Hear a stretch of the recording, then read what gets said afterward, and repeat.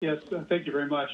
So, Governor, I'm wondering if what happens when one of the regions hits a 10? Does that automatically trigger a shelter in place? And what will that mean specifically for that region beyond the closures you've already ordered? Yep. And one other question about the matrix that you're using. If your actions are in essence the same thing as the shelter in place, why not just call it that? And why do we have this 12-point matrix if we're kind of already there?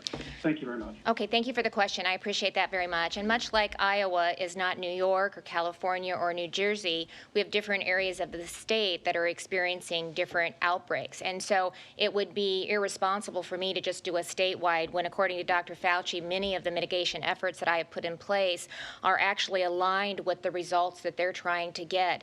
And we're doing it on a community, county, region basis. We have the ability to take a look at what we're seeing happening across the state. And by using these metrics, then, we will be able to, if we hit a certain point where we think we have to take additional actions or additional steps, we can do that.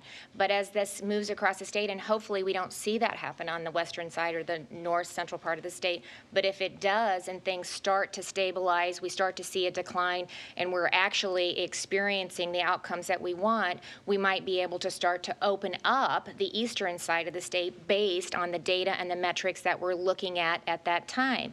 So, we believe in I believe in the data. I believe in the strategy. I think it's the right way to move forward.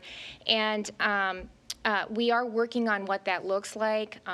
There are different variables that we can take for the next step. So be rest assured, it is, if we feel that needs to be done, and that's the recommendation from the experts, we will move forward. But again, remember, the metric is a piece of what we're looking at. There's other assumptions that are going into the recommendations that are being made from the epidemiologist team, the Iowa Department of Public Health, based on the CDC guidelines, which they based a lot of their metrics on. Again, I think the more that we can do that, it's more consistent across not only the state of Iowa, but across the country. So we are working on what that looks like, and we will be ready to go if and when we need to do that.